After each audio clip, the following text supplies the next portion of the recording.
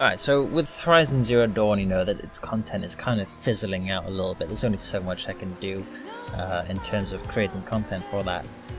So I want to share another sort of aspect of gaming that I'm really kind of fond of, which is GTA racing, competitive racing, you know, specifically. This is sort of bumper to bumper stuff. It's like it's not just sort of knocking each other off the racetrack. It's really sort of getting nice, awesome battles with one another. Just to sort of get the blood pumping and the heart going. So I want to do a little bit of a series on this, sort of how to improve your racing in general. So just to kick things off, I want to keep things basic, so just to look at racing lines, braking points, and little tweaks that you can make to both your car and your settings to sort of, you know, help give a generalized sort of boost towards, you know, going towards the right direction and making you a better racer. All right. So yeah, we'll start off with this and we'll see how it goes. Okay.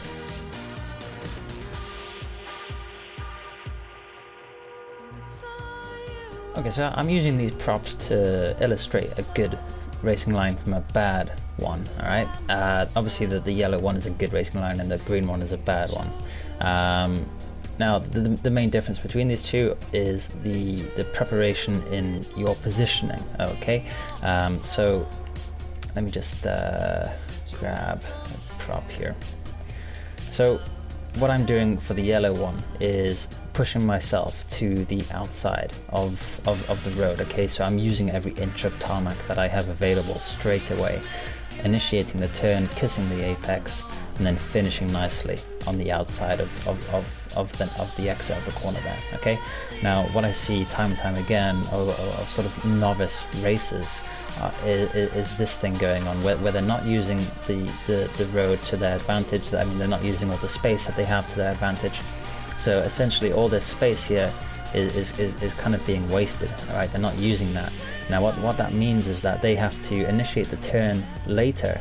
All right, so what happens that by the time they get to the apex, their car is at a different angle to that which it should be. All right, you can notice that from the green and the yellow props there. So what's going to happen is that I'm going to predict I'm going to go straight into this building here. Okay, now I'm going to show this from two different perspectives. I have props already laid out so that I have a continued, I have a consistent speed set up for showcasing a good racing line from a bad one. All right. So this is the first prop which I've laid down to create a constant speed for this experiment. I'm not letting go of the gas. I'm just going to consistently hold down my acceleration, set myself to the outside of the corner, initiate the apex, the turn rather, kiss that apex, and then land nicely onto the outside of that corner. Same again from a different direction. Get myself set up. We can go. Again, not letting go of the acceleration. Get myself to the outside. Just kiss that apex and land nicely on the outside of that corner there. Okay. What I'm going to do now is show you the bad racing line. All right. So I'm not going to use all the tarmac that I have available. I'm going to set a little bit offset. Try and get into that apex, but as predicted, I screw up. Okay, I was lucky in that pole corrected me, but I was headed straight for that building. Okay, which was predicted. Again, from a different direction. Not letting go of the acceleration. Set myself about here, and well, would you look at that?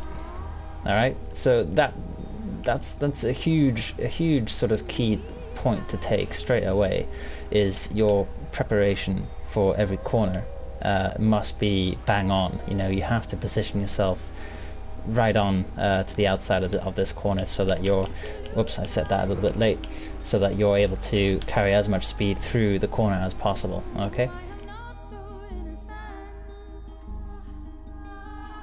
Okay, so moving on to breaking points. This one is quite controversial. I mean, well, it's not really, but it's down to your experience essentially. So I mean, obviously every car performs differently, so the brakes perform differently. Every corner will behave differently. This one in particular that I'm demonstrating on actually has quite a lot of bumps in it. Bumps basically mean that you get a little bit of air time, so that prevents your car from turning. So for maybe, I don't know, a cumulative amount of time, let's say that there's 2 bumps in this corner. Each bump gives me 100 milliseconds of air time, so that's 200 milliseconds of air time, during which time is lost in turning. So I need to compensate for that in braking. So you need to know how each corner behaves. It's not just down to the car. Now, what I've done here is laid out a red prop here. This is going to be my braking point here. So this was the exact same props that I've just been showing in the racing line, and this is where we were starting off here. But what I've done is I've set back another prop to here. All right, so between the first and the second prop, we're obviously getting all that much more speed, so I'm going to have to compensate for that speed by braking. So here we go, right? But as I say, it is down to mileage and experience, getting to know the car, getting to know the corners. You know, the more you do it, the better you'll get at it.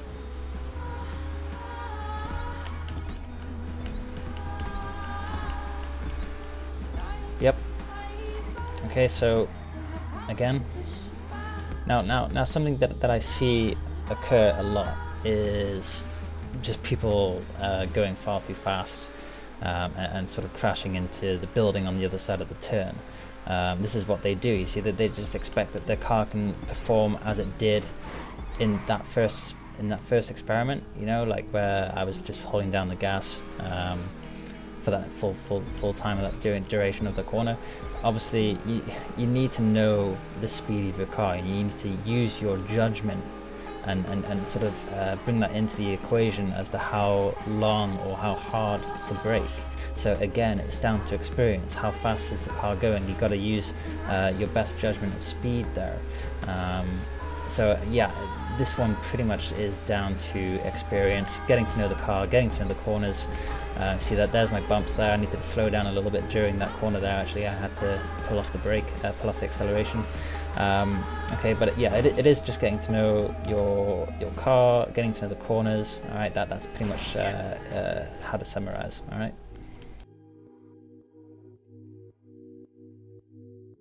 I also want to touch on the camera. This is something that you can adjust in your settings. So as default, your vehicle camera is set at this height. So you can see that it's pretty low. You can't really see what's in front of you, and especially when you're in a contact race, a competitive contact race, you need to be able to see your competitors, all right? Because you don't want to hit them necessarily. That is unless that is your jig, and you get a sort of some kind of like a kick out of screwing other people up. Okay, but in that case you won't be racing competitively. So it's really important to see the road in front of you. Now, to help with that, I'd strongly advise go into your settings, go to camera, see vehicle camera height, switch that to high, go back and look at the difference there. Okay, it's quite a nice immediate effect that you get off that. You can again improve that by pushing the analog stick down like a little bit, and that will get you a little bit more height. But personally, I've never ever done this. I maybe it's just because I'm not great at multitasking, I don't know, but that's something that you need to do. So right off the bat is set your vehicle camera height to high. All right. Okay, so the last thing I want to touch on is tires. All right, so I would just straight up recommend going for off-road tires. Okay, so because the higher the profile of the tire, that is from the alloy to the outside of the tire, that's just the profile. The thicker that is, the better it is at absorbing bumps. Okay, and I've touched on bumps already, in that the more airtime that you get in a corner, that's all that time sort of accumulates to time not being able to turn, essentially. Okay, so the better that you're able to absorb those bumps, the less airtime you're going to get, and the better traction that you're going to get out of it in the end. Okay. Obviously, a lot of people might say, why do you want traction over speed? I can straight up say that if there's a lot of corners in a track and my car has more traction than yours, but it's still at that competitive level, it might be a little bit slower, but it's still competitive. I can guarantee that I'll win. But what I'm saying is that if you go for off-road tires, you will notice a great difference in your racing. You won't be oversteering so much. Okay, you won't be sliding out on all the corners. Okay, you'll basically be able to take corners faster than you were normally without spinning out. Okay. So definitely invest in off-road tires on all of your competitive cars. Alright, so yeah, as I say, that was just the basics. There's plenty more that I can cover on this to help you improve your racing if that's something that you're thinking about getting into. So it would help a lot. It would signify to me that this is enjoyed if I see that like button being smashed. So the more likes I get for this, the more motivated I will be for releasing more content on this. I do have a full-time job, so I'm not going to be releasing daily videos. Okay, don't expect that. If you really do enjoy this, if you enjoy this content, I'll hopefully get around to releasing weekly videos. Okay, so hopefully I'll be able to expand on more advanced sort of tutorials on this. All right, take care, guys.